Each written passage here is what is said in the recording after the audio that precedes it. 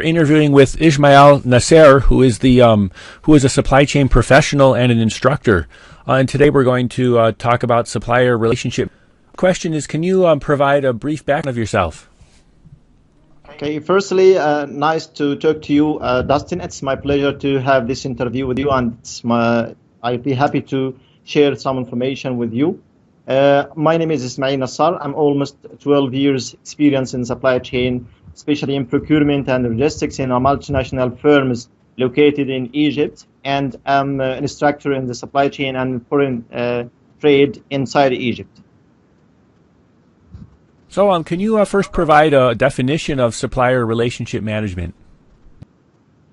Right. If we're talking about supplier relationship management, we have to go for the main place that can give us a standard definition for it. So let's talk about CIPS, Chartered Institute for Procurement and Supply. They defined the supplier relationship management as a process for managing these two aspects in the interaction between two entities. One entity is the supplier of goods and service, and the other entity is the customer or the end user for organization. This is especially for CIPS, as you know, Chartered Institute for Procurement and Supply defines the SRM. What are the different types of SRM? Actually, for SRM, there are many different types for it. If we are talking about the main types of it, there are located in 6 types of SRM.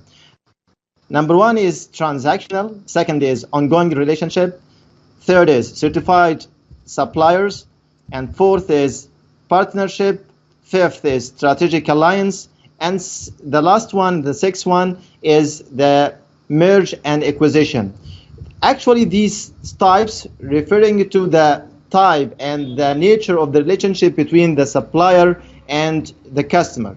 And each one of them, Dustin, if we talk, there are some criteria and there are some specifications and features for this relationship. For example, we have there are some things that we can describe the relationship. If we're talking about buying on the market, as the first part is transactional one, there are some features for it. So if we're talking about the proximity of the relationship between me and you, for example, if I'm a customer and you are the supplier, and I am in the type of buying from the market, actually the relationship is only for one deal. And if we're talking about the visibility between me and you, you don't have any visibility from my side, only you have the technical requirements from my side. And talking about interaction and relationship between competitors, you as a supplier, you can sell for me and for other competitors, no problem, because the relationship is very thin, not that deep one. And communication side, actually the communication is a bit poor. And the culture consideration, there is no consideration for the culture for this issue. So now I mentioned the types, and if you don't mind, I can talk about the specifications or features for each type of them like this way. Can I go on like this? Please. Okay, so now we are talking about the first type of them, and we mentioned about the proximity and relationship between each other, visibility and interaction, communication, culture. These also are the main features that we can talk about each type of them. So moving one step forward to ongoing relationship. Now starting about the relationship between me and the supplier, to have a mid-term contract. Very small contract between me and my supplier, if we have an example like me and you. So this is about the proximity. And talking about the visibility, some sharing of goals and tactics. Now the relationship is improved a bit, so I can share with you, okay, Dustin, I have some goals and I have some tactics, so I think that you can cooperate with me about these tactics and these goals. And what about you as a supplier, your relationship or your communication with the competitors? From my side, you have some relationship with them, because also you are not limited to me, and you can share information and sell to other competitors. So Well, if we're talking about the communication, you can design a contract point such as account manager. So you wanted to keep me satisfied as a customer for you. So you assigned one person called account manager to help me. If the relationship is more better and improve the bit, we can go for another type. It's called partnership. From its name, partnership, it means that the relationship in all aspects of communication and cooperation is a bit and maybe more better and more advanced and more deep. So proximity, now we have a long term or long contract. Instead of having a medium term contract, now we have a long term contract. And visibility, talking about the visibility between me and you, full sharing of goals, strategies, and tactics. And this is another aspect of the partnership relationship. If we go through another type of relationship with the suppliers called collaboration or strategic alliance. And let me say something very important, Dustin, here actually. Now, making a strategic alliance with your suppliers, it's not a choice for the companies and for the firms, because now you know that, as is known for everybody, companies are not competing each other. Who is doing this? I'm asking you this question for your side. Can you guess with me? Oh, that's a good question. Yeah, actually the right answer is supply chains are doing the competition. So it means that the supplier that companies have to consider collaboration, a strategic alliance with their suppliers, with their vital and important suppliers, to improve the relationship with each other. So strategic alliance nowadays a bit more than before. It's coming as necessity, as we will see later on. The last type, talking about merger and acquisition. Now the ownership. Now you and me, we can one entity. We have the ownership for one entity, and there is no deal with any competitors because we are one entity.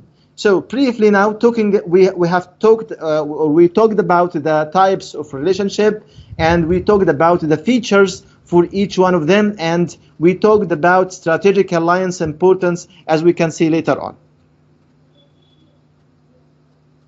Can you talk about the goals of SRM and some of the reasons for strategic alliances?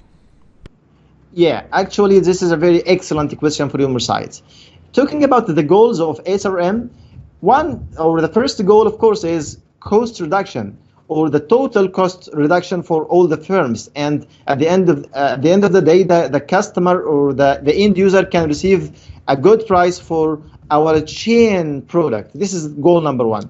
Goal number two, it is quality improvement, because you know that the quality is very important, and that nowadays, because thanks for globalization and thanks for the openness of the market and the competitiveness, we are, as a consumer, we have other options. We have variety of quality. So unless you improve your quality, of course, you will be kicked out of the game. This is number two. Number three, talking about the better deliver performance.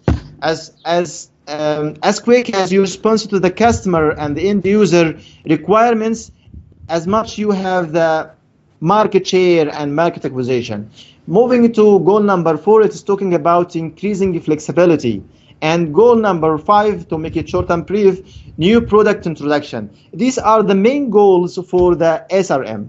If we're talking about reasons and why we need to have a strategic alliance with our vital and most important suppliers, because there are some reasons actually. Number one, adding value to the product. Because if you have a good relationship and strategic alliance with your supplier, you will add advantage, add value for your product. Number two, increasing the market access. And number three, it's talking about enable strategic growth for all of you, for me as the customer and for you as the supplier.